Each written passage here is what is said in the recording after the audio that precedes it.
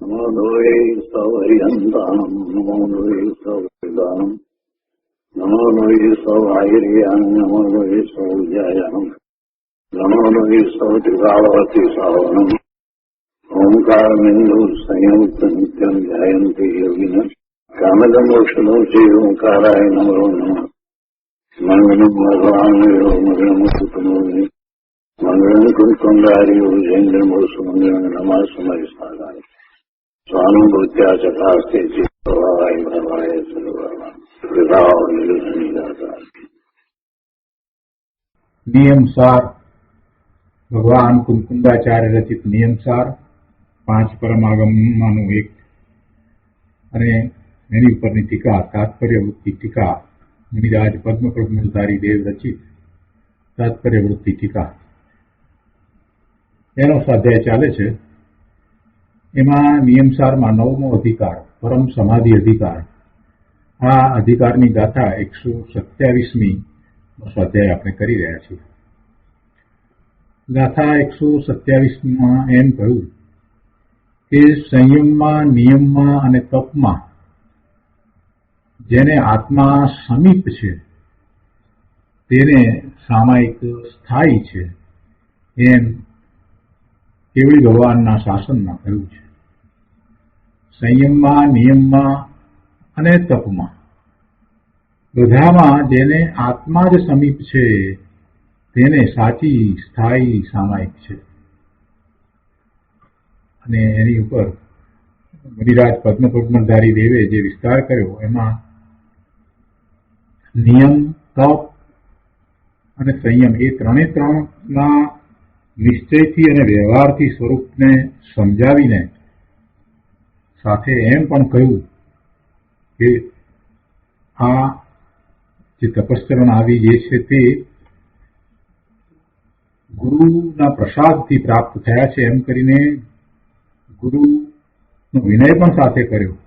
અને પછી કહ્યું કે એવી જેની દશા થઈ છે કે જેને આત્મા સદાય સમીપમાં વર્તે છે એવા ચારિત્રવંતને સામાયિક સ્થાયી છે. ગુરુદેવે એનો ઘણો વિસ્તાર કર્યો અને એ વિસ્તારમાં આ વાત એમણે સમજાવી. આજે ગુરુદેવે કરેલા વિસ્તારનો શેષ ભાગ આજે લઈએ છીએ. નિયમસાર પ્રવચન સદગુરુ પ્રવચન પ્રસાદ ભાગ બીજો, પાના નંબર 721. અહીંયા ત્રીજા પેરેગ્રાફમાં ગુરુદેવ કહે છે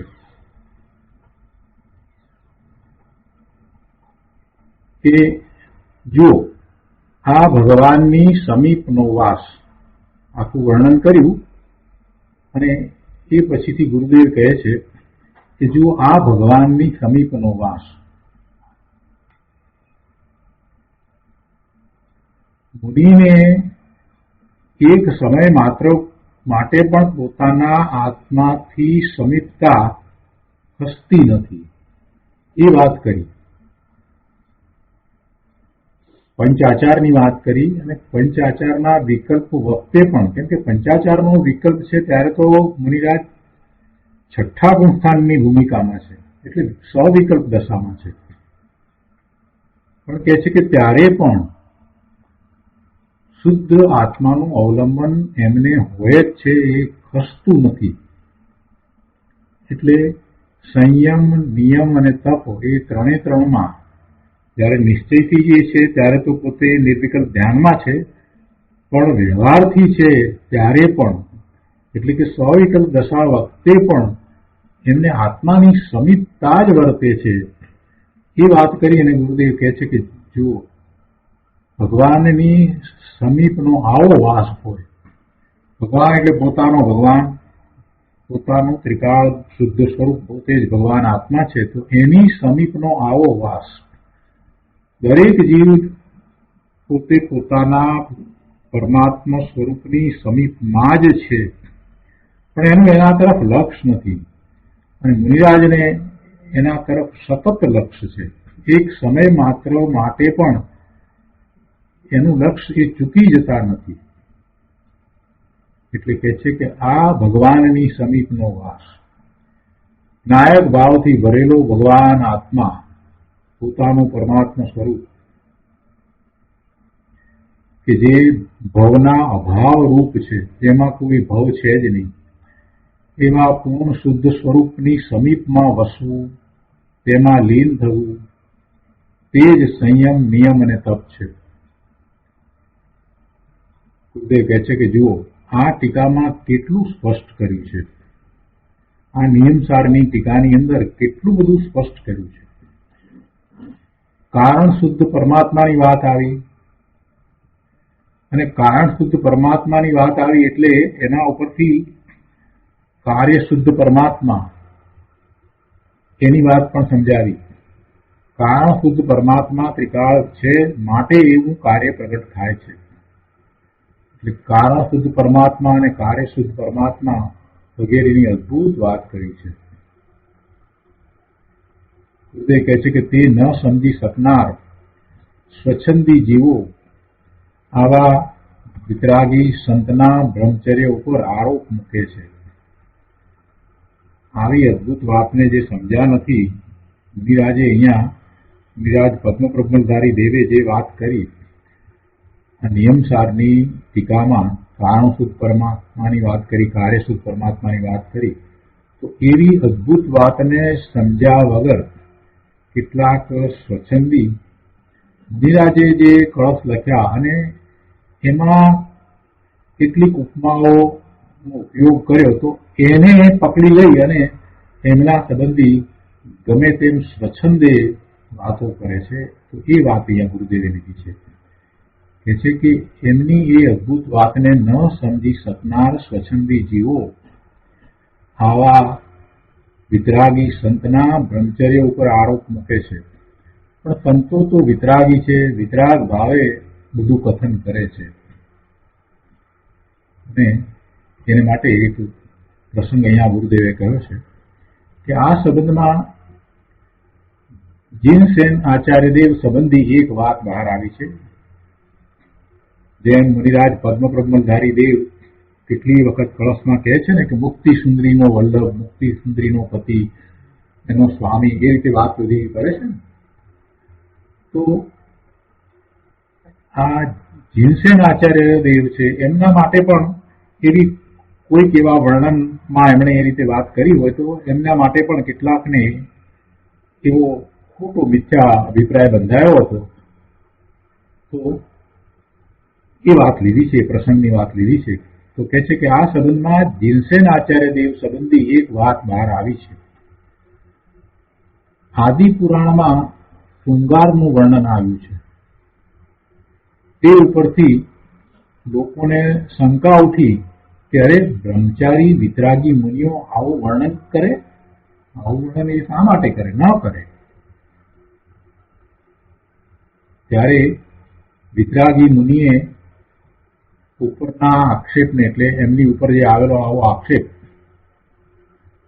એને દૂર કરવા એક વાર એક સભામાં જઈને પોતે ખુલ્લા ઉભા રહીને, પોતે તો નગ્ન દિગંબર મુનિ છે, બધાની વચ્ચે ખુલ્લા ઉભા રહીને 4 પ્રકારના પુરુષાર્થનું વર્ણન કર્યું. તેમાં શૃંગાર રસનું એવું તો વર્ણન કર્યું કે સાંભળનારા અનેક જીવોને શરીરમાં વિકાર થઈ ગયો, પણ પોતે તો એવા ને એવા નિર્વિકારપણે ઉભા હતા. આખો દેહ ખુલ્લો લોકો દેખતા હતા, પણ પરમ સંત નિર્વિકાર હતા. તેથી લોકોને ખાતરી થઈ ગઈ કે હો, સંતો તો નિર્વિકાર વિતરાગી છે. એ વર્ણન થતું હતું, તે છતાંય એમને તો કોઈ વિકાર મનમાં ઉત્પન્ન જ ન થયો, અને પોતે તો પોતાની શાંત નિર્વિકાર દશામાં જ રહ્યા. એવી જ એમની એ વખતે પણ દશા હતી. અને એમના મુખકમળને જોતા પછી જીવોને ખ્યાલ આવ્યો, અનેક લોકોને ખ્યાલ આવ્યો કે આ તો મહામુનિ છે. એ ગમે તે વર્ણન કરે પણ તેથી કઈ એમને રાગ છે એમ નથી. પોતાને વિષયનો રાગ નથી, પણ જ્ઞાન છે. સંતો તો નિર્વિકાર વિતરાગ છે. અને તે વર્ણન કરે પણ તેથી કાંઈ તેમને રાગ નથી. પોતાને વિષયનો રાગ નથી, પણ જ્ઞાન છે. જ્ઞાન તો કાંઈ દોષનું કારણ નથી. જ્ઞાન કાંઈ દોષનું કારણ નથી. જ્ઞેય માત્ર પોતાના જ્ઞાનમાં પ્રતિબિંબિત થાય એથી કંઈ દોષ લાગતો નથી. પણ જ્ઞેય સાથે જોડાવું, જ્ઞેય સાથે એકત્વ મમત્વ કરવું, એમાં ઇષ્ટપણું કે અનિષ્ટપણું સ્થાપવું એ દોષનું કારણ છે.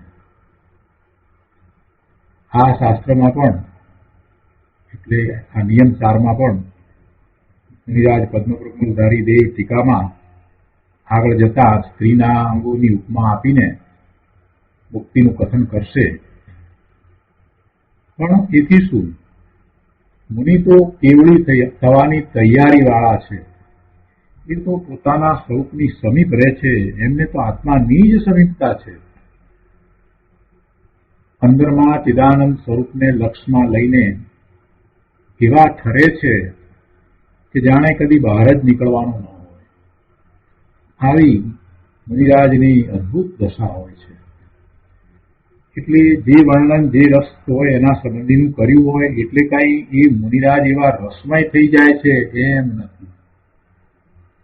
જેમની દ્રષ્ટિ સ્વરૂપ તરફ રહે છે, જેમને સ્વરૂપમાંથી આવતા આનંદનું વેદન થયું છે, એવા વેદનને વારંવાર દિવસમાં અનુભવે છે, એવા પ્રત્યુત્વ સંવેદન સહિત સાતમે છઠ્ઠે ગુંઠાને ઝૂલતા મુનિરાજને વિશે કાંઈ પણ અઘટિત કલ્પના કરવી એ મહામિથ્યાત્વનું કારણ છે. અને એને લીધે થઈ અને જે બંધ પડે છે એ બંધને કારણે તો ભવિષ્યમાં એને ઘણા લાંબા કાળ સુધી ધર્મના સંયોગો એ પ્રાપ્ત નહીં થાય. બહુ શાંત ચિત્તે વાતને સમજવાની જરૂર છે. કેટલી વસ્તુ આપણને સમજાય નહીં તો એને અધ્યાર રાખવી, પણ પૂરી પર ખોટા દોષારોપણ નહીં કરવા. અહીંયા મૂળ ગાથામાં જે વાત કરી કે ભાવિ જીનને સંયમ વગેરેમાં આત્મા જ સમીપ વર્તે છે. ભાવિ જીનને જે આસન ભવ્ય જીવ છે એવા મુનિરાજને અથવા તો તીર્થંકર ભગવાનનો કે કેવળી ભગવાનનો જે જીવ છે, જેમને મુનિદશામાં અત્યારે સાતમા ગુંઠાની ભૂમિકા છે, એમને અંતરમાં સંયમમાં, નિયમમાં, તપમાં આત્મા જ સમીપ વર્તે છે. વ્યવહાર ચારિત્રમાં પણ આત્મા સમીપ વર્તે છે એમ કહ્યું. સંયમ, નિયમ અને તપ, એમાં વ્યવહારથી સંયમ, વ્યવહારથી નિયમ અને વ્યવહારથી તપ, બાહ્ય વ્રત તપ હોય તો એ બધામાં પણ એમને આત્મા જ સમીપમાં વર્તે છે. ને અહીં તેમને પરમ વિતરાગ સમ્યક દ્રષ્ટિ વિતરાગ ચારિત્રવંત કયા છે. એટલે કે વ્યવહાર ચારિત્ર વાળાને છઠ્ઠે ગુંઠાને પણ વિતરાગ સમ્યક દર્શન તથા વિતરાગ ચારિત્ર કહી શકાય છે. સાતમે જ વિતરાગ શ્રદ્ધા હોય એમ નથી. જો અહીંયા એક શ્રદ્ધાની વાતને પણ સાથે લીધી છે કે છઠ્ઠે ગુંઠાને પણ વિતરાગ ચારિત્ર અને વિતરાગ સમ્યક દર્શન છે. એમ નથી કે સાતમે નિર્વિકલ્પ ધ્યાનમાં છે ત્યારે જે શ્રદ્ધા છે તે વિતરાગ શ્રદ્ધા છે. આપણે છઠ્ઠા ગુંઠાની ભૂમિકામાં એમ તો કહેતા હતા કે એમની પરિણતિ શુદ્ધ પરિણતિ છે. પણ એ શુદ્ધ પરિણતિ એટલે શું એનો આ વિસ્તાર કર્યો કે જે પરિણામ થઈ રહ્યા છે એ પરિણામ વિતરાગી પરિણામ થઈ રહ્યા છે. સવિકલ્પ દશાની અંદર પણ દ્રષ્ટિ સ્વરૂપ તરફ રહે છે એમ કહેતા હતા. પણ એના વિસ્તારમાં તો એમ સમજાવ્યું કે એ આત્માની સમીપમાં જ રહે છે. એ આત્માથી દૂર જતા જ નથી. વિકલ્પ છે, મનનો વિકલ્પ છે, તે છતાંય એ પોતે તો આત્માની સમીપમાં જ છે. પોતાના ત્રિકાળી ધ્રુવ તત્વની સમીપમાં જ છે. ગમે ત્યાં વિહાર થાય છે, શરીરની જે કાંઈ ક્રિયા થવાની હોય તે થાય. એ જ રીતે મનવાણીની ક્રિયા પણ જે ભૂમિકા છે એ ભૂમિકાને યોગ્ય થાય તો પણ એ પોતે તો આત્માની સમીપમાં જ રહે છે, આત્માની સમીપમાં જ વર્તે છે. એટલે છઠ્ઠા ગુણસ્થાનની ભૂમિકા જે છે એ આવે એટલે કઈ પોતાના સ્વરૂપની સમીપતા ઘટી જાય, ઓછી થઈ જાય, સમીપતાથી રહિત થઈ જાય, થોડી ક્ષણ પૂરતા આત્માને ભૂલી જાય, એવું કાંઈ થતું નથી.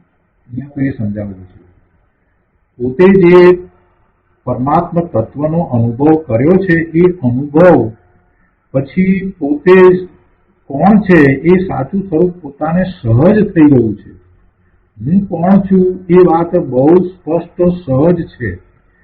એટલે હવે આ બીજું વર્તમાનમાં જે કંઈ છે, આ મનુષ્યની પર્યાય છે, એને અનુરૂપ શરીર છે, જે બધું છે, અને સાથે આ બાહ્ય ચારિત્ર છે, બધું છે, પણ તે છતાંય પોતાના ત્રિકાળ શુદ્ધ સ્વરૂપનો અનુભવ થયા પછીથી પોતે કોણ છે એ વાત સતત રહે છે. એટલે એ પોતે પોતાના સ્વરૂપની સમીપતામાં જ રહે છે, આત્માની સમીપતામાં જ રહે છે.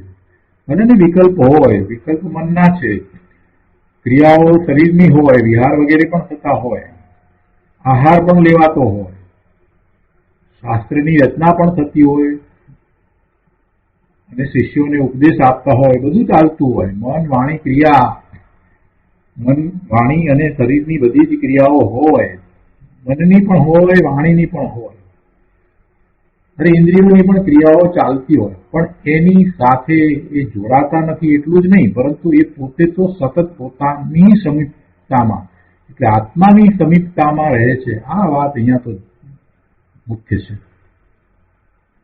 એક સમય માત્ર માટે પણ, ગુરુદેવે કહ્યું ને, એક સમય માત્ર માટે પણ પોતાના આત્માની સમીપતામાંથી એ ખસતા નથી. આવી એમની દશા હોય છે. અને જે પરદ્રવ્યોથી પરાંગમુખ છે એવા તે પરમ વિતરાગ સમ્યક દ્રષ્ટિ વિતરાગ ચારિત્રવંતને સ્થાયી સામાયિક હોય છે. તો એ રીતે 127મી ગાથા અહીંયા પૂરી થાય છે. આ ગાથા પછીથી મુનિરાજ પદ્મધારી દેવે એક કળશ કયો છે, શ્લોક 212. તો આપણે શ્લોક 212 લઈએ છીએ. આત્મા નિત્યમ તપસી નિયમે સંયમે સચ્ચરિત્રે તિષ્ઠત્યુચ્ચૈ પરમ યમિનઃ શુદ્ધ દ્રષ્ટેમ નિશ્ચેત તસ્મિન ગાઢમ ભવભયહરે ભાવિ તીર્થાદિનાથે સાક્ષાદેશા સહજ સમતા પ્રાસ્ત રાગાભિરામી. 212 કળશના અર્થમાં કહે છે કે જો શુદ્ધ દ્રષ્ટિવંત એટલે સમ્યક દ્રષ્ટિ, શુદ્ધ દ્રષ્ટિવંત જીવ એટલે સમ્યક દ્રષ્ટિ જીવ એમ સમજે છે કે પરમ મુનિને તપમાં, નિયમમાં, સંયમમાં અને સચ્ચારિત્રમાં સદા આત્મા ઉર્ધ્વ રહે છે. અર્થાત દરેક કાર્યમાં નિરંતર શુદ્ધ આત્મદ્રવ્ય જ મુખ્ય રહે છે. કોની વાત લીધી છે? સમ્યક દ્રષ્ટિની વાત લીધી છે કે જો સમ્યક દ્રષ્ટિ જીવ એમ સમજે છે કે પરમ મુનિને તપમાં, નિયમમાં, સંયમમાં અને એવા શુદ્ધ સચ્ચારિત્રમાં સદા આત્મા ઉદ્ધવ રહે છે, એટલે કે નિરંતર શુદ્ધ આત્મદ્રવ્ય મુખ્ય રહે છે, તો એમ સિદ્ધ થયું કે રાગના નાશને લીધે અભિરામ એવા તે ભવભયહર ભાવિ તીર્થાદિનાથને આ સાક્ષાત સહજ સમતા ચોક્કસ છે. અભિરામ એટલે મનોહર, અર્થ અહીંયા કરે છે. અભિરામ એટલે મનોહર, સુંદર. ભવ ભયના હરનારા એવા આ ભાવિ તીર્થંકરે રાગનો નાશ કર્યો હોવાથી તે મનોહર છે. એમણે રાગનો નાશ કર્યો એટલે એમને હવે રાગ ઉત્પન્ન થતો નથી, એટલે એ મનોહર છે. તો એવા એ ભવભયહર ભાવિ તીર્થાધિનાથને આ સાક્ષાત સહજ ક્ષમતા ચોક્કસ છે. એનો વિસ્તાર આપણે પૂજ્ય ગુરુદેવ પાસેથી સમજીએ. પાના નંબર 729. અહીંયા શ્લોકાર્થ પછીથી ગુરુદેવ કહે છે, જુઓ અહીં સમ્યક દ્રષ્ટિ શું સમજે છે તે કહે છે. સમ્યક દ્રષ્ટિ શું સમજે છે તે કહે છે. જો મિથ્યા દ્રષ્ટિ તો ગમે તેવા અર્થ કરે ને ગમે તેમ સમજે, એટલે એની તો વાત જ જીતી નથી. સમજનાર છે તે પણ સમ્યક દ્રષ્ટિ છે. અને કોના વિશે સમજે છે તો કહે છે કે પરમ મુનિ. પરમ મુનિ કહો કે ભાવિ જીન કહો, બધાનો અર્થ એક જ છે. તો કહે છે કે પરમ મુનિને સંયમમાં, તપમાં, નિયમમાં અને સચ્ચારિત્રમાં સદા આત્મા જ મુખ્ય રહે છે, ઉર્ધ્વ રહે છે. સદા આત્મા જ મુખ્ય રહે છે એમ સમ્યક દ્રષ્ટિ જીવ સમજે છે. સમ્યક દ્રષ્ટિની માન્યતા છે એટલે એની શ્રદ્ધા તો સમ્યક જ હોય, ખોટી શ્રદ્ધા તો હોય નહીં. એટલે વાસ્તવમાં આ આમ જ છે. સાધક ધર્માત્માની દ્રષ્ટિમાં સદા આત્મા જ સમીપ છે, આત્મા જ મુખ્ય છે, આત્મા જ ઉર્ધ્વ હોય છે. મુનિઓને સંયમ વગેરેમાં સદા આત્માનો જ આશ્રય છે, આત્માની જ મુખ્યતા છે. બધું આત્માના આશ્રય જ છે, આત્માની સમીપતામાં જ છે. એ સદાય આત્માની સમીપતા સહિત જ બધું કરે છે. એટલે કે જે કાંઈ કરે છે એ વખતે કાંઈ એમનું લક્ષ્ય, એમનો ઉપયોગ આત્માને છોડીને બહારમાં દેખાય છતાંય એ તો આત્માની સમીપમાં જ રહે છે. વર્તમાન જ્ઞાન દર્શનના ઉપયોગ પરલક્ષ્ય થયા હોય એવું દેખાય, ભક્તિનો ભાવ આવ્યો હોય કે પૂજાનો ભાવ આવ્યો હોય અથવા તો શાસ્ત્રની રચનાનો ભાવ આવ્યો હોય તો આપણને એવું લાગે, તે છતાં એ તો આત્માની સમીપમાં જ રહ્યા છે. મુનિઓને સંયમ વગેરેમાં સદા આત્માનો જ આશ્રય છે, આત્માની જ મુખ્યતા છે. અને ધર્મી ગૃહસ્થને સમ્યક દર્શનમાં સદા આત્મા જ મુખ્ય છે.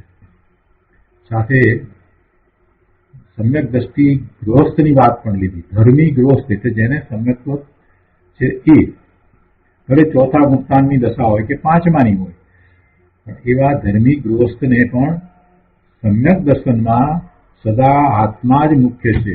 એને પણ પોતાના સ્વરૂપનો અનુભવ થયો છે, પણ હજી પુરુષાર્થ એવો ઉપડ્યો નથી. પુરુષાર્થમાં મુનિ જેટલી તીવ્રતા નથી. પુરુષાર્થમાં મુનિ જેટલી તીવ્રતા હજી એમને વર્તતી નથી. બસ આટલી અહીંયા વાતમાં ફેર છે. મુનિનો પુરુષાર્થ અદભુત પુરુષાર્થ છે.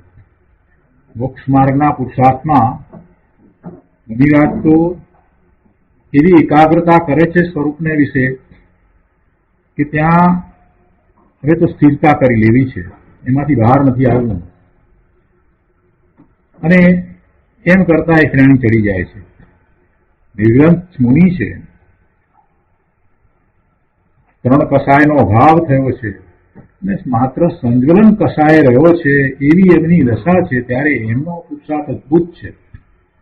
એવું પુરુષાર્થ ચોથા કે પાંચમા ગુંસ્થાનની દશામાં નથી હોતો. કે ત્યાં ચોથા ગુંસ્થાનની ભૂમિકામાં હજી કસાયની 1 ચોકડીનો ભાવ થયો છે, હજી 3 ચોકડી પડી છે. પાંચમા ગુંસ્થાને હજી 2 ચોકડીનો ભાવ થયો છે અને 2 ચોકડી પડી છે.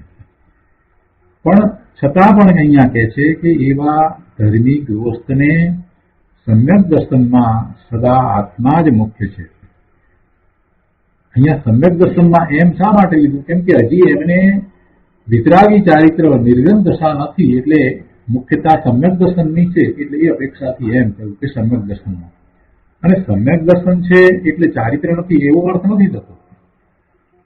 પાંચમા ગુંસ્થાને તો દેશ ચારિત્ર છે, પણ ચોથા ગુંસ્થાને પણ સ્વરૂપાચરણ ચારિત્ર તો હોય જ છે. એટલે કહે છે કે એવા ધર્મી ગૃહસ્થને સમ્યક દર્શનમાં સદા આત્મા જ મુખ્ય છે, એમને પણ આત્મા જ મુખ્ય છે. મુનિઓને દરેક કાર્યમાં સદા શુદ્ધ આત્મા જ મુખ્ય વર્તે છે. મુનિઓને તો ઘણા આચાર વિચારની ક્રિયા હોય, માટે તેમને કોઈ વાર આત્માની મુખ્યતા ખસીને ક્રિયાની મુખ્યતા થઈ જતી હશે એમ કોઈને તર્ક થાય તો કહે છે કે ના, એમ નથી. શું કહ્યું? બહુ સરસ વાત મૂકી છે. પોતે એ ભૂમિકામાં આવ્યા ન હોય ને એટલે એ ભૂમિકા વિશેની કલ્પના છે ને એ સાચી ન થાય. પોતે એવી મુનિની ભૂમિકામાં આવ્યા ન હોય ને એટલે એને અનેક પ્રકારે મુનિની પરિણતિ વિશે કલ્પના થાય અને એમાં મિથ્યા દ્રષ્ટિને તો અનેક પ્રકારની એમના વિશેની કલ્પના થઈ જાય, પણ એ કઈ સાચી નથી. અહીંયા તો કે છે કે કોઈને એમ થઈ જાય કે મુનિરાજને કદાચ શુદ્ધ આત્માની મુખ્યતા વર્તે છે છતાં પણ આચાર વિચારની ક્રિયા હોય એટલે કોઈ વાર આત્માની સમીપતામાંથી એ ખસી જાય એવું કંઈક થઈ જતું હશે તો એના વિશે ગુરુદેવ સ્પષ્ટતા કરે છે કે ના, એમ થતું નથી. મુનિઓને તો ઘણા આચાર વિચારની ક્રિયા હોય માટે તેમને કોઈ વાર આત્માની મુખ્યતા ખસીને ક્રિયાની મુખ્યતા થઈ જતી હશે. ક્રિયાની મુખ્યતા થાય નહીં પ્રભુ, ક્રિયાને કારણે થાય છે. હવે એ વાતને એમને કઈ યાદ કરવાની જરૂર નથી.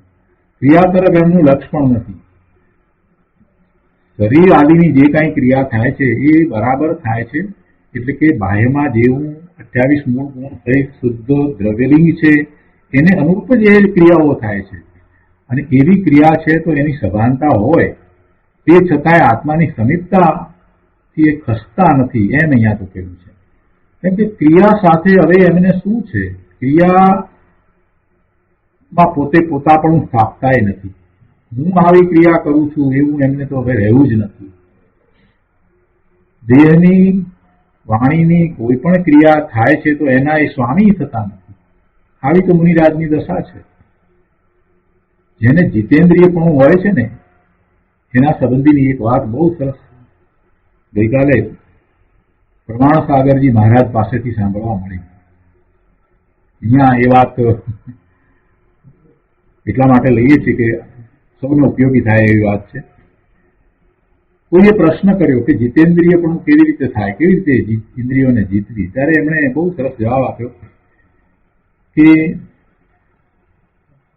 એમના ગુરુ વિદ્યાસાગરજી મહારાજ, તો વિદ્યાસાગરજી મહારાજ પાસે આવો પ્રશ્ન આવ્યો હતો અને એમને જે જવાબ આપ્યો હતો, એમને જે સમજાવ્યું હતું એ જ હું કહું છું એમ કરીને પ્રમાણ સાગરજી મહારાજે એવી વાત કરી કે વિદ્યાસાગરજી મહારાજે જયારે પ્રશ્ન પૂછ્યો કોઈએ તો એને એમ કહ્યું હતું કે ઇન્દ્રિયોથી જે ક્રિયા થાય છે તો ઇન્દ્રિયોથી થાય, બસ ઇન્દ્રિયોથી થવા દે ને.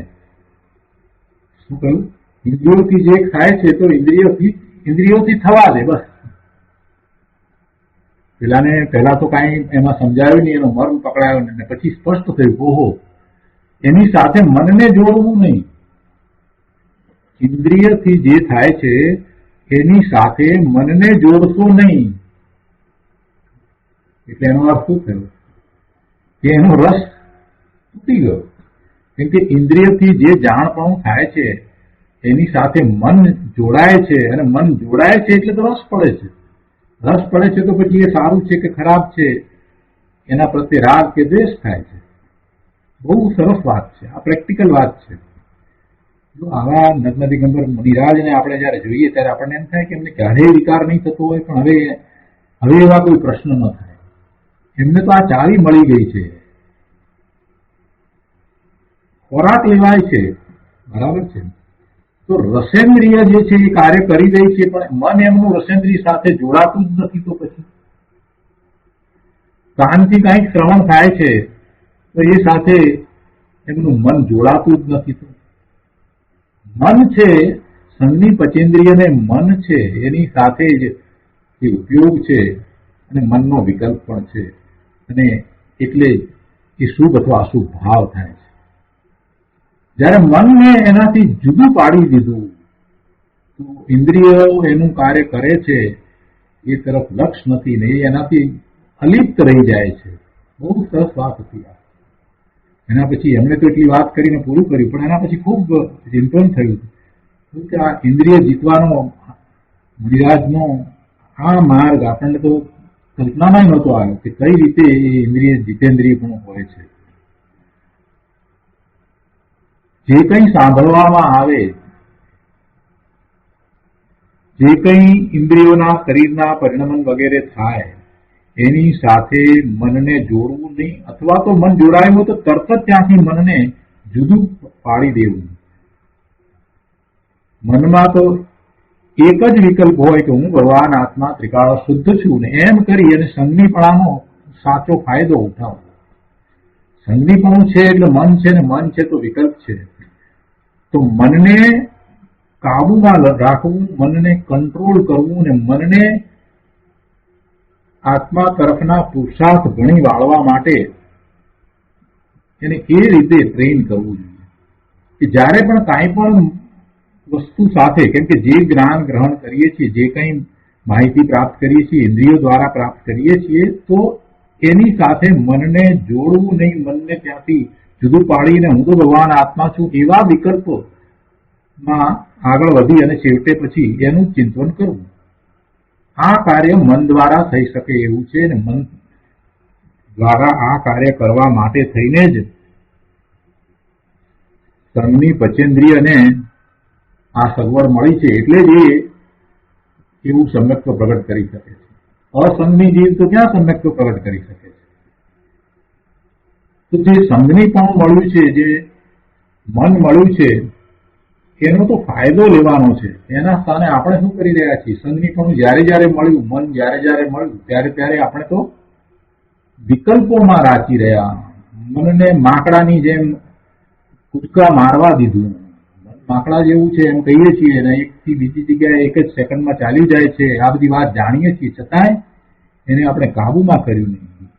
મનનો ફાયદો ઉઠાવવાનો હતો, મનની શક્તિનો લાભ લેવાનો હતો, એ લીધો નહીં ને એને બદલે મનને ગમે ત્યાં ફરવા દીધું. એટલે જ અનેક વિકલ્પો થયા, અનેક પ્રકારના વિકલ્પો, અને વિકલ્પોમાં જીવન પૂરું થાય છે. અહીંયા તો કહે છે કે મુનિરાજને આચાર વિચારની અનેક પ્રકારની ક્રિયાઓ ચાલતી હોય તે છતાં પણ એમને તો આત્મા સમીપમાં જ રહે છે. એટલે શરીરની કે વાણીની કે મનની જે કાંઈ પ્રવૃત્તિ થતી હોય એની સાથે એ તો જોડાતા નથી, એ તો આત્માની સમીપમાં રહે છે. એટલે સુધી અહીંયા તો વાત કરી દીધી છે. આપણે સમ્યક દર્શન ન થયું ત્યાં સુધી આત્માનો અનુભવ ન હોય, તે છતાંય મુનિરાજના દાખલા ઉપરથી આપણે એટલું તો કરી શકીએ કે મનને ગમે ત્યાં જતું અટકાવી શકીએ અને મનને હું ભગવાન આત્મા ત્રિકાળ શુદ્ધ છું, દિનેશ્વર ભગવાનના જ્ઞાનમાં શુદ્ધ સિદ્ધ સમાન જણાયો છું, એની દ્રઢતા તો કરાવી શકીએ. મન દ્વારા આપણે એટલું તો કરી શકીએ. ગુરુદેવ કહે છે કે મુનિઓને તો ઘણા આચાર વિચારની ક્રિયા હોય, માટે તેમને કોઈ વાર આત્માની મુખ્યતા ખસીને ક્રિયાની મુખ્યતા થઈ જતી હશે એમ કોઈને તર્ક થાય તો કહે છે કે ના, એમ નથી.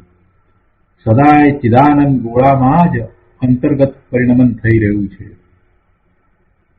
એટલે દરેક ક્રિયા વખતે અંતરમાં શુદ્ધ ચૈતન્યની જ મુખ્યતા છે. સમ્યક દ્રષ્ટિ આમ સમજે છે. સમ્યક દ્રષ્ટિ મુનિરાજ વિશે, ભાવિ જીન વિશે આમ સમજે છે. તેથી સિદ્ધ થાય છે કે રાગના નાશને લીધે અભિરામ એવા તે ભવભયહર ભાવિ તીર્થાદિનાથને આ સાક્ષાત સહજ ક્ષમતા ચોક્કસ છે. આત્માની સમીપતા સતત વર્તે છે અને એવી જ એમને ક્ષમતા છે. જો તીર્થંકર ચારિત્ર લીધા પછી પાછા પડતા નથી, અપ્રતિહત ભાવે એ તો પોતાનો પુરુષાર્થ કરે છે, ક્યાંય પાછા પડતા જ નથી. તીર્થંકર નામ કર્મ બંધાયા પછી પૂર્વ ગૌમાં પણ સમ્યક્ત્વ ખસતું નથી. તીર્થંકર નામ કર્મ એક વખત બંધાય પછી સમ્યક્ત્વ ખસતું નથી. કોઈ જીવ તીર્થંકર નામ કર્મ બાંધ્યા પછી બીજી કે ત્રીજી નરકે જાય તો તીર્થંકર નામ કર્મ બંધાયું હોય અને તે પછીથી બીજી કે ત્રીજી નરકે જાય, જેમ કે કૃષ્ણ ભગવાન અત્યારે છે ત્રીજી નરકે, એવી રીતે તો ત્યાં અંતર્મુહૂર્ત કાળ સંગત્વ ખસે છે, પણ પછી તરત પાછી સંધિ થઈ જાય છે. વિશેષ કાળ વિરહ પડતો નથી અને ભવ તો વધતા જ નથી. નરકમાં જાય તો પણ. અને ભાવિ તીર્થંકરો ભવ ભય હરશે, એટલે તેમને તીર્થંકર નામ કર્મ બંધાયા પછી બે ભવ કરતા વધારે ભવ હોય જ નહીં. આથી ભાવિ તીર્થંકર ભગવાન ભવ ભયના હરનારા છે. આવા ભાવિ તીર્થાદિનાથ ભાવિજીન એ રાગના નાશને લીધે સુંદર અને ભવ ભયના હરનારા છે, એટલે મનોહર છે. તેમને આ સાક્ષાત ક્ષમતા જરૂર હોય છે. તો એ રીતે આ કળશ 212 અહીંયા પૂરો થાય છે. કળશ 212 પછીથી મુકુંદાચાર્ય ભગવાનની ગાથા 128 છે. તો આપણે 128 ગાથા લઈએ. ગાથા 128. જસ રાગો દુ દોષો દુ વિગડિંગ હણ જણેઈદુ તસ્સ સામાયિગમ થાઈ ઇદી કેવલી શાસને. સંસ્કૃતમાં ગાથા છે. યશ રાગસ્તુ દેશસ્તુ વિકૃતિમ ન જનજયતી તસ્ય સામાયિકમ સ્થાયી ઇતિ કેવલી શાસને. ગુજરાતીમાં ગાથા છે. નહીં રાગ અથવા દ્વેષ રૂપ વિકાર જન્મે જેહને સ્થાયી સામાયિક તેહને રાખ્યું ત્રી કેવળી શાસને. ગાથાના અન્વયાર્થમાં કહે છે કે જેને રાગ કે દ્વેષ વિકૃતિ ઉત્પન્ન કરતો નથી. યશ્ય એટલે જેને રાગતું દ્વેષતું વિકૃતિમ નતુ જનયતી, એટલે જેને રાગ કે દ્વેષ વિકૃતિ ઉત્પન્ન કરતો નથી. એ રાગ કે દ્વેષ વિકૃતિ ઉત્પન્ન કેમ ન કરે? તો કે છે કે એ ઉપજતો નથી. રાગ દ્વેષ ઉપજતો થકો વિકૃતિ કરવાનો પ્રશ્ન થાય. અહીંયા તો કે છે કે એ નહીં ઉપજતો થકો, રાગ કે દ્વેષ નહીં ઉપજતો થકો વિકૃતિ ઉત્પન્ન કરતો નથી. જેને રાગ કે દ્વેષ વિકૃતિ ઉત્પન્ન કરતો નથી, તસ્ય સામાયિકમ સ્થાયી ઇતિ કેવલી શાસને, તેને સામાયિક સ્થાયી છે એમ કેવલીના શાસનમાં થયું છે. ટીકામાં મુનિરાજ પદ્મપુર મલધારી દેવ કહે છે કે અહીં રાગ દ્વેષના અભાવથી અપરિસ્પંદ રૂપતા હોય છે એમ કહ્યું છે. અપરિસ્પંદ રૂપતા, અપરિસ્પંદ રૂપતા એટલે અકંપતા. સ્પંદન એટલે કંપન, અને અપરિસ્પંદન ઉપરથી અહીંયા શબ્દ છે અપરિસ્પંદ રૂપતા એટલે અકંપતા, અક્ષુપ્તા, બીજી રીતે કહીએ તો સમતા. અપરિસ્પંદરૂપતા એટલે અક્ષુપ્તા અથવા તો સમતા, અકંપતા. જો કંપન વિશે આપણે ઘણીવાર વાત થઈ છે, સ્પંદન વિશેની વાત ઘણીવાર થઈ છે. આત્મપ્રદેશોનું સ્પંદન, કંપન, એનું કારણ શું છે? યોગ છે. યોગને કારણે આત્મપ્રદેશોનું પરિસ્પંદન કંપન હોય છે. યોગ જ તે ખરેખર તો એ પરિસ્પંદન રૂપ છે.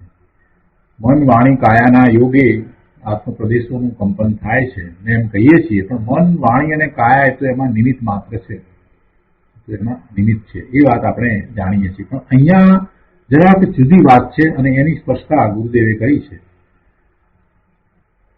કે યોગ રહિત દશા જે થાય છે એ તો પછી 14મા ગુણસ્થાને હોય છે. 14મા ગુણસ્થાને મન વાણી કાયાના નિમિત્તે આત્મપ્રદેશોનું જે કંપન થતું હતું એ થતું નથી, એવી અયોગી દશા, એને અયોગી કેવડી કહે છે, એ દશા હોય છે. પણ એની અહીંયા વાત નથી, કેમ કે હજી તો ભાવિ જીનની વાત લીધી છે, મુનિરાજની વાત લીધી છે, એટલે 13મા ગુણસ્થાન પહેલાની વાત લીધી છે. તો છતાંય અહીંયા આ અકંપતા કઈ રીતે છે, તો એ વાત અહીંયા સમજાવી છે. મુનિરાજ તો શરૂઆતમાં તો આ જ વાત કરે છે કે રાગ દ્વેષના અભાવથી અપરિસ્પંદ રૂપતા એટલે અકંપતા હોય છે એમ કહ્યું છે. પાપ રૂપી અટવીને બાળવામાં અગ્નિ સમાન એવા જે પરમ વિતરાગ સંયમીને રાગ કે દ્વેષ વિકૃતિ ઉત્પન્ન કરતો નથી. સંયમીને કેવા સંયમી લીધા છે? પરમ વિતરાગ સંયમીને. પાપ રૂપી અટવીને બાળવામાં અગ્નિ સમાન એવા જે પરમ વિતરાગ સંયમી, એમને રાગ કે દ્વેષ વિકૃતિ ઉત્પન્ન કરતો નથી. વિકૃતિ ઉત્પન્ન કરતો નથી એટલે એનો અર્થ એવો નથી કે રાગ દ્વેષ છે અને વિકૃતિ નથી થતી, એમ નહીં. રાગ દ્વેષ ઉપજતા જ નથી. વિકૃતિ એટલે વિકાર ઉત્પન્ન કરતો નથી. સ્વાભાવિક પરિણતિથી વિરુદ્ધ પરિણતિ એ વિકાર પરિણતિ, એ વિકૃતિ. પરમ વિતરાગ સંયમીને સમતા સ્વભાવી શુદ્ધ આત્મદ્રવ્યનો દ્રઢ આશ્રય હોવાથી વિકૃતિભૂત, વિભાવભૂત વિષમતા રાગ દ્વેષ પરિણતિ થતી નથી, પરંતુ પ્રકૃતિભૂત એટલે સ્વભાવભૂત સમતા પરિણામ થાય છે. અહીંયા કે છે કે પાપરૂપી અટવીને બાળવામાં અગ્નિ સમાન એવા જે પરમ વિતરાગ સંયમીને રાગ કે દ્વેષ વિકૃતિ ઉત્પન્ન કરતો નથી. તે મહા આનંદના અભિલાષી જીવને કે જેને 5 ઇન્દ્રિયોના ફેલાવ રહિત દેહ માત્ર પરિગ્રહ છે, તેને સામાયિક નામનું વ્રત શાશ્વત છે એમ કેવડીઓના શાસનમાં પ્રસિદ્ધ છે. આવા મુનિઓને સામાયિક શાશ્વત છે એમ કેવડીઓના શાસનમાં પ્રસિદ્ધ છે. એવા મુનિ છે જેમને મહા આનંદની અભિલાષા છે અને એમની એવી પરમ વિતરાગી દશા છે અને ઇન્દ્રિયોને તો જીતી લીધી છે. 5 ઇન્દ્રિયોના ફેલાવ રહિત દેહ માત્ર પરિગ્રહ છે, એટલે ઇન્દ્રિયોને તો જીતી લીધી છે. તો એનો વધુ વિસ્તાર આપણે ગુરુદેવ પાસેથી સમજીએ. પાના નંબર 731. અહીંયા ગાથા 128 અન્વયાર્થ પછીથી ગુરુદેવ સમજાવે છે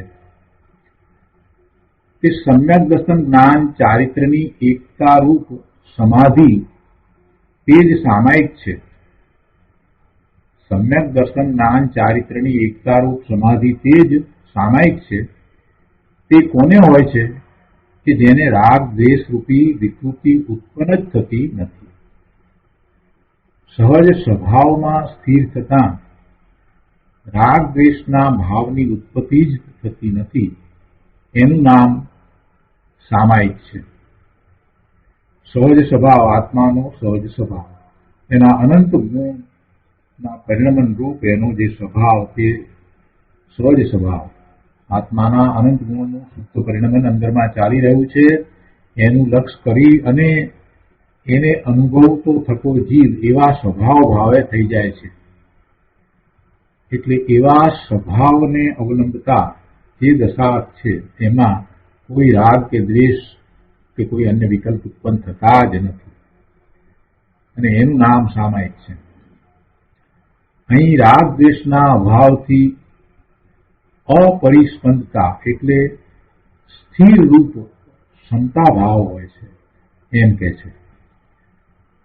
મુનિરાજે એમ કહ્યું ને કે રાગ દ્વેષના અભાવથી અપરિસ્પંદતા એટલે સ્થિર રૂપ ક્ષમતા ભાવ હોય છે. એની સ્પષ્ટતા કરતા ગુરુદેવ કહે છે કે અહીં યોગના અપરિસ્પંદનની વાત નથી.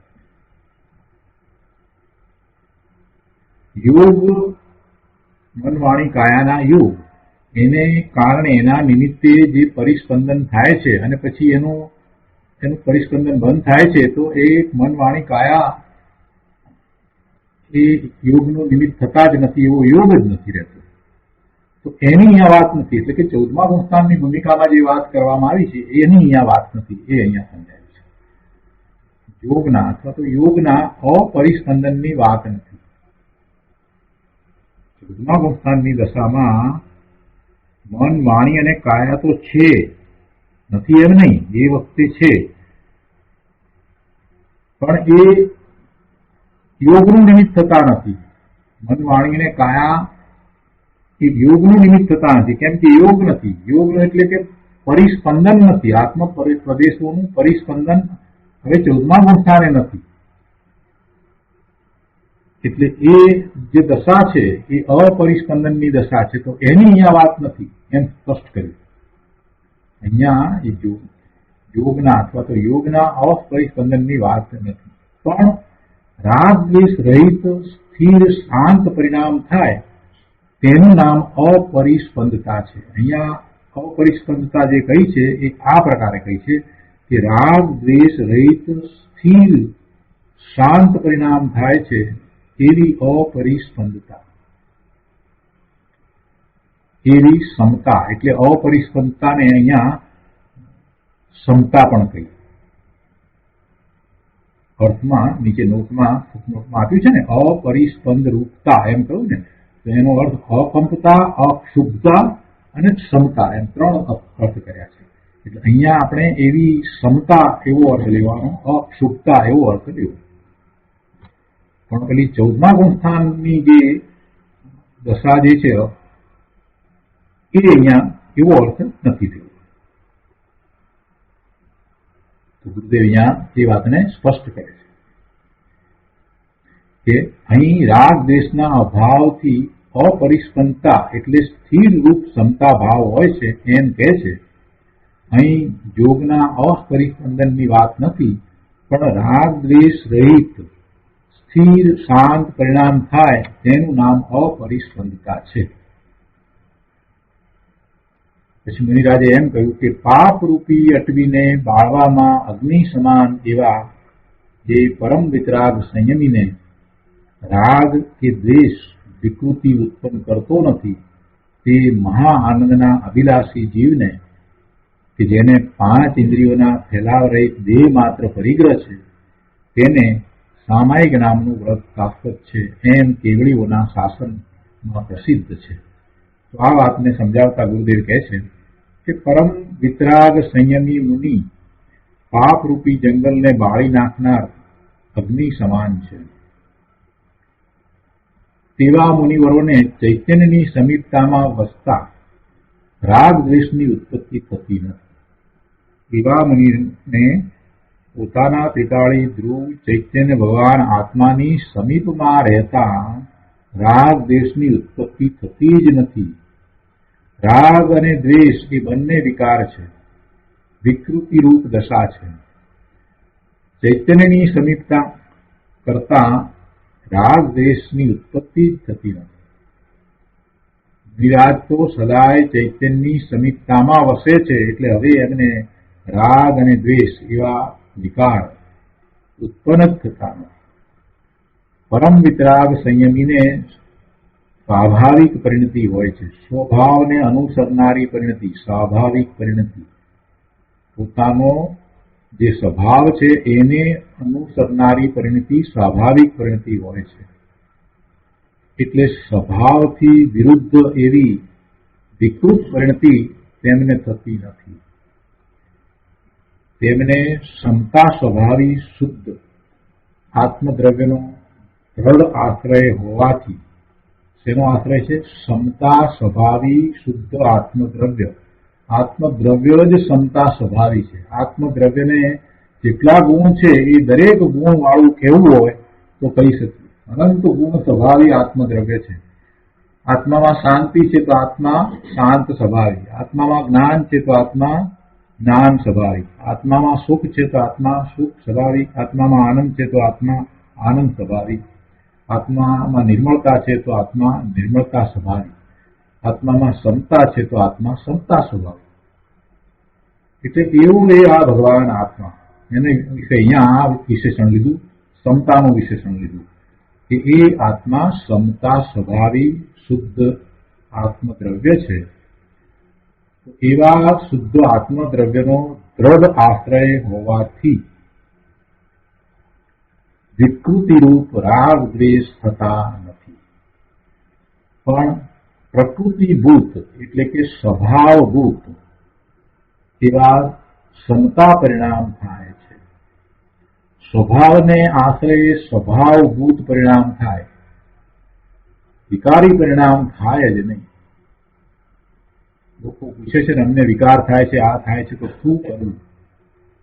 સ્પષ્ટ વાત છે કે જેમાંથી ક્યારેય વિકાર ઉત્પન્ન થઈ જ ન શકે એવું પોતાનું ત્રિકાળ શુદ્ધ સ્વરૂપ છે, એનો આશ્રય કરવો તો જે પરિણામ થશે એવા જ પરિણામ થશે. એમાં કોઈ વિકૃતિ આવશે નહીં, વિકારી પરિણામ થશે જ નહીં. એ સ્વભાવભૂત જ પરિણામ થશે. અને સ્વભાવભૂત પરિણામ છે એ તો સુખની, શાંતિની, નિર્મળતાની, સ્વચ્છતાની દશા છે. એ તો મોક્ષ માર્ગ છે, એ તો વિતરાગી પરિણામ છે. આગળ કહે છે કે રાગ દ્વેષ તો વિકૃતિ છે અને સમતા તે આત્માની સહજ પ્રકૃતિ છે. સમતા એ આત્માનો સહજ સ્વભાવ છે, એવી જ આત્માની સહજ પ્રકૃતિ છે. જ્યારે રાગ દ્વેષ છે એ તો વિકૃતિ છે, એ આત્માનો સ્વભાવ નથી. જે સંયમી વિતરાગી મુનિને રાગ કે દ્વેષ ઉત્પન્ન જ થતા નથી તે મહા આનંદના અભિલાષી જીવને સામાયિક વ્રત શાશ્વત છે. તે મહા આનંદના અભિલાષી મુનિઓને એવી અતિન્દ્રિયતા થઈ ગઈ છે કે 5 ઇન્દ્રિયના ફેલાવ રહિત દેહ માત્ર પરિગ્રહ છે. ઇન્દ્રિયો દ્વારા કાંઈ પ્રાપ્ત કરવું જ નથી. ઇન્દ્રિયો દ્વારા કાંઈ પોતાને પ્રાપ્ત કરવાની ઈચ્છા, આકાંક્ષા, તૃષ્ણા હોતી જ નથી. ઇન્દ્રિયોને તો જીતી લીધી છે. ઇન્દ્રિયોના વિષયોનું લક્ષ તો છૂટી ગયું છે. એટલે જે અનુભવે છે તે અતિન્દ્રિયપણે અનુભવે છે. મહા આનંદના અભિલાષી મુનિઓને એવી અતિન્દ્રિયતા થઈ ગઈ છે, એટલે કે ઇન્દ્રિયો દ્વારા કાંઈ અનુભવવું નથી, ઇન્દ્રિયો દ્વારા કાંઈ પ્રાપ્ત કરવાનું રહ્યું જ નથી, શ્રદ્ધામાં પણ નથી અને એ પ્રમાણે ચારિત્ર પણ છે. એટલે અતિન્દ્રિયપણે જ એ પોતે અનુભવે છે. એટલે ગુરુદેવ કહે છે કે એવા મહા આનંદના અભિલાષી મુનિઓને એવી અતિન્દ્રિયતા થઈ ગઈ છે કે 5 ઇન્દ્રિયના ફેલાવ રહિત દેહ માત્ર પરિગ્રહ છે. એ માત્ર પરિગ્રહ છે. દેહ ઇન્દ્રિયોની તો વાત જ એક બાજુ મૂકી દીધી. દેહ સાથે રહ્યા છે એટલે એટલો પરિગ્રહ છે. પણ એ પરિગ્રહ સાચા આત્મા મંજરાજને નથી, કેમ કે દેહને પોતાનો ક્યાં માન્યો છે. એટલે નિશ્ચયથી તો એ પણ પરિગ્રહ નથી. એ તો આત્મામાં સમીપતા કરીને રહ્યા છે અને અતિન્દ્રિયપણે આત્મામાંથી આવતા આનંદ, જ્ઞાન, સુખ, શાંતિ બધાને અનુભવે છે. જ્ઞાનમાં એ બધાને અનુભવે છે, પોતાના સ્વરૂપના અનુભવમાં જ રહ્યા છે, સ્વભાવ ભાવે થયા છે. આત્મામાં રાગ દ્વેષ વિકૃતિ નથી અને દેહની દિગંબર દશામાં પણ વિકૃતિ નથી. બે વાત સાથે લીધી છે. આત્મામાં તો વિકૃતિ નથી, પણ દેહની દિગંબર દશામાં પણ વિકૃતિ નથી. દેહ પૂતગળ છે એમાં વિકૃતિ નથી. પૂતગળ પરમાણુઓનો સ્કંદ એ દેહ, એવા દેહોમાં પણ વિકૃતિ નથી. વિકૃતિ ક્યાં છે? વિકૃતિ તો બહારમાં છે. વિકૃતિ પર્યાયમાં છે. વિકૃતિ ક્યાં છે? કઈ પર્યાયમાં છે?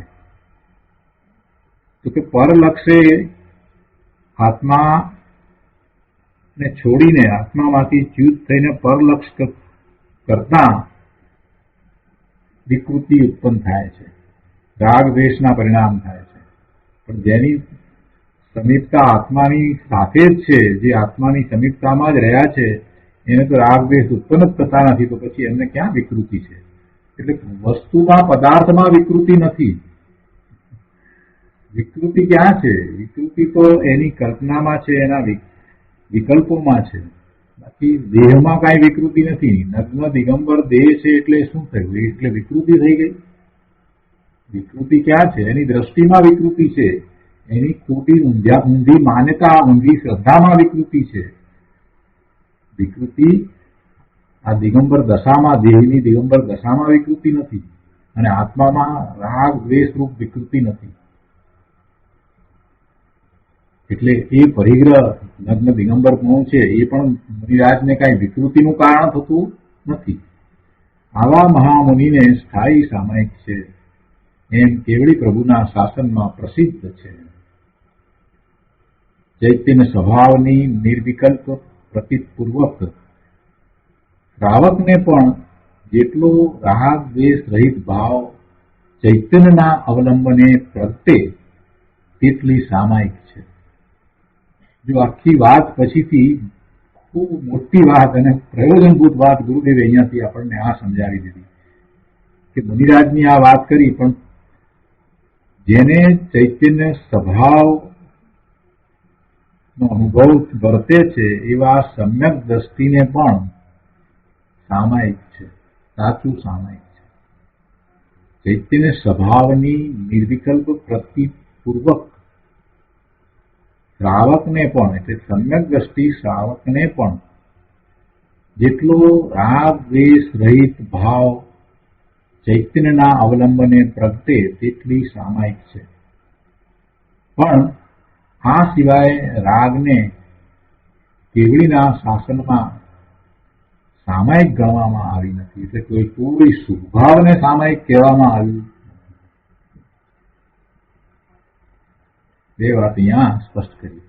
સમ્યક દ્રષ્ટિની સામાયિકની વાત પણ કરી, અને સાથે સુભાવ જે છે એને સામાયિક નથી કર્યું. એને સુભાવ જ કહેવાય, એ પુણ્યબંધનું જ કારણ થાય. તો આ રીતે અહીંયા 128મી ગાથા પૂરી થાય છે. હવે 128મી ગાથા પછીથી મુનિરાજ કવચ 213 કહે છે. એનો સ્વાધ્યાય આપણે આવતી વખતે લઈશું. આજનો સ્વાધ્યાય અહીંયા સુધી રાખીએ છીએ. હવે સુખધામ બોલીએ. સુખધામ અનંત સુસંત ચરી દિન રાત રહે તદ ધ્યાન મહી પ્રકાંતિ અનંત સુધામય છે પ્રણમુ પદતે વરતે જયતે પ્રણમુ પદતે વરતે જયતે